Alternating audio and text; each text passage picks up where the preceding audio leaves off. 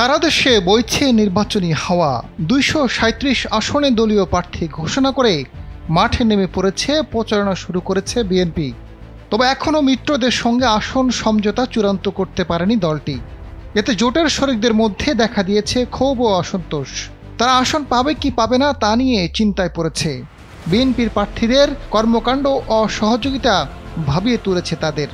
BNP নেতারা স্বতন্ত্র প্রার্থী হলে বেকায়দায় পড়বেন শরিকরা। শরিকরা অভিযোগ করে বলছে, বিএনপির প্রার্থীরা মাঠে প্রচারণা শুরু করেছে, অথচ জোটের শরিকরা এখনও তাদের আসন চূড়ান্ত করতে পারেনি, যা জোটের সমন্বয় নষ্ট করছে।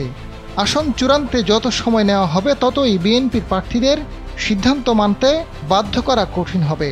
সমঝোতার বিষয়ে বিএনপির শীর্ষ পর্যায়ের নেতাদের সঙ্গে শরিকরা যোগাযোগও শুরু করেছেন। দ্রুত আসন সমঝোতার পাশাপাশি বিএনপির স্বতন্ত্র প্রার্থী না থাকার বিষয়টি নিশ্চয়তা চাইছেন মিত্ররা। এদিকে জমিয়াতে ইসলামী বাংলাদেশ বিএনপির সঙ্গে জোটবদ্ধ হয়ে আগামী নির্বাচন করতে চাইছে। তবে আসন সমঝোতা নিয়ে দুদলের মধ্যে টানাপোড়েন চলছে। দলটির আমির ওবায়দুল্লাহ ফারুক জানান, বিএনপির সঙ্গে আলোচনা এখনও চলমান। চাহিদা মতো আসন না দিলে জোট নাও হতে পারে। এখনো আমাদের কোনো সমাধান হয় নাই, কথাবার্তা চলতেছে, হয়তো নাও হইতে পারে। কথাবার্তায় যদি হয় তাহলে যাবো, নতুবা যাবো না, একাই ইলেকশন করো। এইগুলা এখনো ঠিক হয় নাই। সম্ভাব্য তো মেলা আসন আছে, বিএনপি কি এসব আসন দিবে? বিএনপির একাধিক নীতি নির্ধারক নেতা জানান, শরিকদের জন্য প্রাথমিকভাবে 22টি আসন বাছাই করা হয়েছে। গণতন্ত্র মঞ্চের জন্য 5টি, জমিয়াতে ওলামে ইসলামীকে 5টি, 12 দলীয় জোটকে 3টি, বাংলাদেশ জাতীয় পার্টি বিজেপি 1টি, গণ অধিকার পরিষদকে 2টি ও এলডিপিকে 2টি আসন দেওয়া হতে পারে।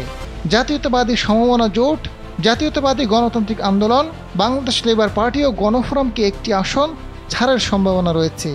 এ তালিকায় শীর্ষ নেতা যে কেউ বাদ পড়লে তাকে উচ্চকক্ষে নেওয়ার কথাও বলছে বিএনপি।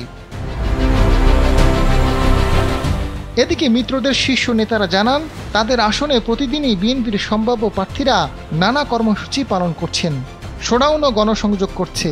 সেজন্য তারা মাঠে নামতে পারছে না। বিএনপি প্রার্থীদের সঙ্গে একই আসনে মাঠে নামলে উত্তেজনাকর পরিস্থিতি তৈরি হতে পারে। এতে সাধারণ ভোটাররাও বিভ্রান্তির মধ্যে পড়বে। আরপিও অনুযায়ী জোটে থাকলেও নিজস্ব প্রতীকে নির্বাচন করতে হবে। দানের শীষ ছাড়া অন্য প্রতীকের পরিচিতি প্রতিষ্ঠা করা অসম্ভব, যে কারণে দ্রুত আসন সমঝোতার নিষ্পত্তি চাইছে তারা। আজাদ ফারুক, সময়ের আলো।